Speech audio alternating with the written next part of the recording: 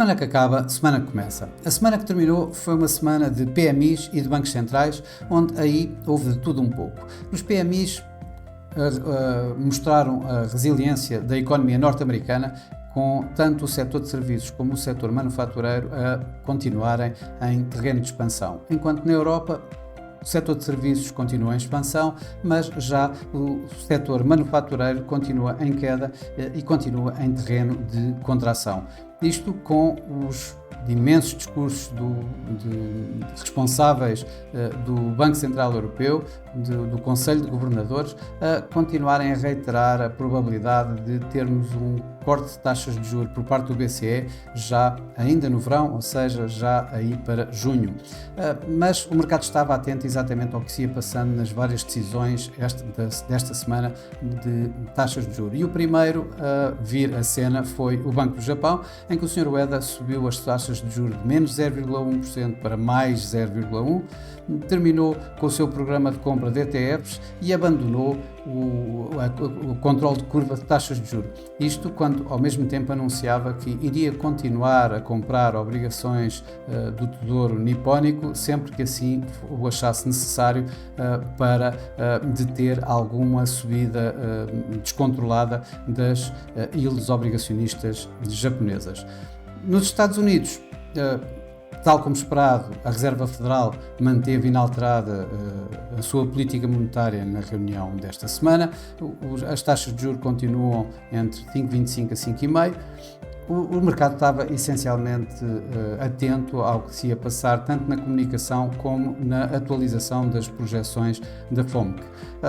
Desde dezembro até esta parte, de março, essas projeções foram ligeiramente atualizadas em alta, tanto no crescimento económico como na inflação.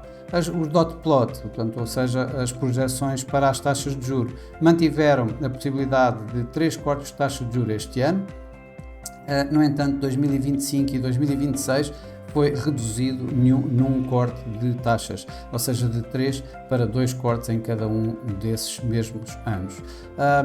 Isto foi digamos, de alguma forma, o mercado estava receoso que houvesse aqui alguma alteração maior, principalmente nas projeções para este ano, e isso deu aqui assim alguma força, digamos, novamente aos mercados acionistas e mesmo aos próprios mercados obrigacionistas. Mas a grande surpresa veio do Banco Nacional da Suíça, onde o Sr. Thomas Jordan, que vai sair do chairman do Banco Nacional Suíço já em setembro, acabou mesmo por proceder a um corte de taxas de juros nesta reunião. O mercado, de uma forma global, não estaria à espera deste corte. Foi um corte de 1,75 para 1,5, onde o Sr. Jordan citou a inflação bastante bem controlada neste momento e mais o fortalecimento do franco suíço como razões para fazer um corte de taxa de juros. Este corte de taxas de juros é o primeiro grande banco das economias desenvolvidas a fazê-lo e, digamos, dá aqui quase o tiro de partida, provavelmente, para um novo ciclo de taxas de juros, um novo ciclo de redução de taxas de juros. A ver, vamos. Mas houve imensos outros bancos centrais esta semana. Tivemos o Banco de Inglaterra, que também deu de alguma forma a abertura a que possa, mais cedo do que o esperado, subir taxas de juros. O mercado estava à espera de alguma coisa como agosto para subida de taxa de juros, para um corte de taxas de juros, desculpem, e neste momento começam a apontar essa probabilidade também para junho. Já o nosso banco manteve também inalterada a sua política monetária, mas abriu a possibilidade de também haver um corte de taxa de juros lá para setembro. O Banco do México deu de alguma forma uma pequena surpresa e cortou a sua taxa em 25 pontos base, de 11,25 para 11. quando o mercado também não estaria à espera de uma reação tão rápida por parte do Banco do México. O Banco do Brasil manteve, digamos, o seu ritmo de cortes de taxa de juros e, uma vez mais, cortou 50 pontos base na sua taxa de juros, que neste momento se encontra a 10,75, e houve uma outra surpresa, desta vez também em alta, por parte do Banco Central turco, que passou a sua taxa de juros de 45% para 50%, isto depois de uma leitura na inflação a última leitura, em torno dos 70%. Isto, claro que levou o mercado obrigacionista no geral, esta nova onda de probabilidades de cortes de taxa de juros por parte dos bancos centrais, levou os mercados acionistas uma vez mais para ganhos, ou seja, uma semana que tivemos em ganhos. Isto com exceção da China, em que os mercados chineses foram os únicos desta semana a terminarem em queda. Os restantes acabaram por estar bastante positivos. O S&P 500 ganhou cerca de 2,3%, que representa, digamos, a média dos mais importantes índices norte-americanos.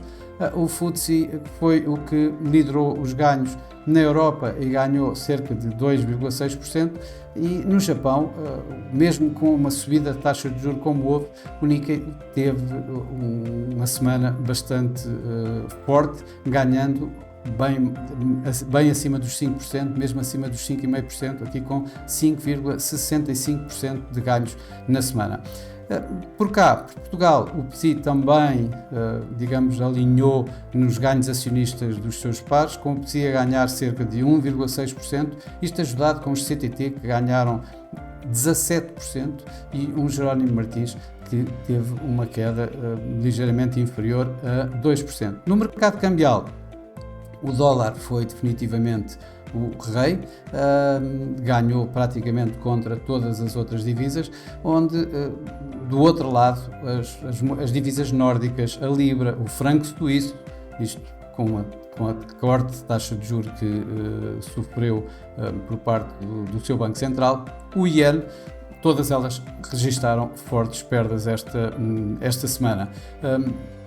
Retiro aqui como principais, digamos, o euro-dólar, que uma vez mais chegou a negociar esta semana quase a 1,0950, 1,0940, para terminar aqui à volta dos 1,08. Já no dólar suíço, digamos que foi o franco suíço dos que mais perdeu, o dólar o que mais ganhou, e este par realmente teve uma subida de cerca de 1,6% ao começar a semana pouco acima de 0,88 e ao terminar a semana muito perto de 0,9.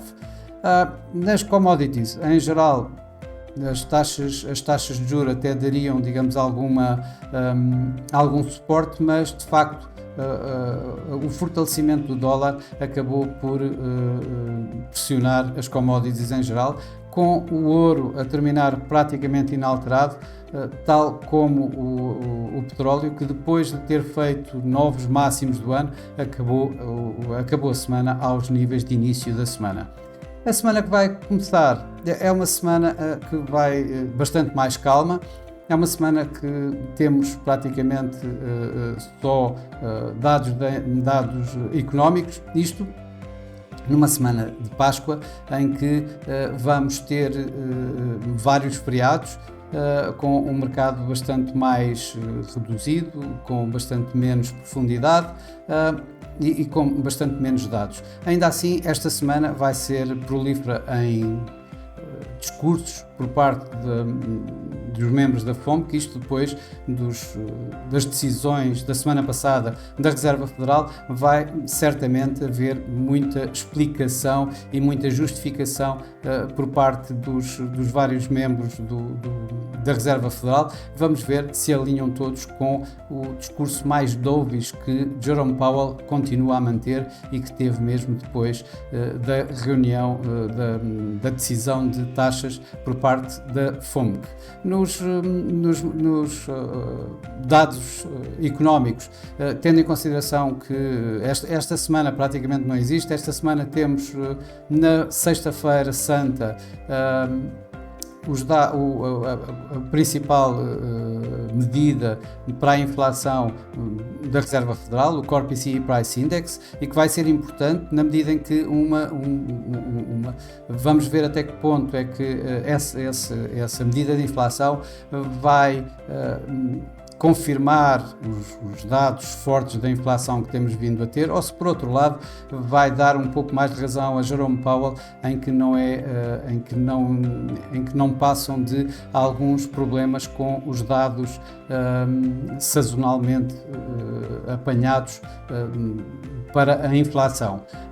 É uma semana que, esta próxima semana não vai haver, digamos, esta rúbrica de semana que acaba, a semana que começa, e portanto vamos abranger as próximas 2 semanas, e na próxima semana sim, ou seja, na primeira semana de Abril vamos ter de facto já mais dados importantes. O caso da inflação na zona do euro, que começa esta semana com a Itália, França e Espanha, mas que na outra semana vamos ter então os dados alemães e os agregados da zona euro, e nos Estados Unidos vamos ter então mais uma semana de mercado de trabalho com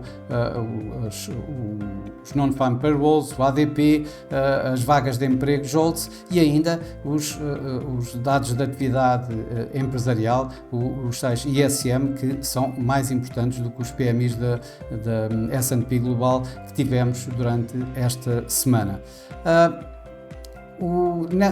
Na próxima semana também, depois da quantidade e da importância de dados de bancos centrais que tivemos, vai ser uma semana relativamente vazia de bancos centrais, onde eu destacaria aqui assim o Riksbank da Suécia, que deverá manter a sua taxa inalterada na volta dos 4%, e o Banco Central Sul-Africano, que também deverá manter a sua taxa inalterada.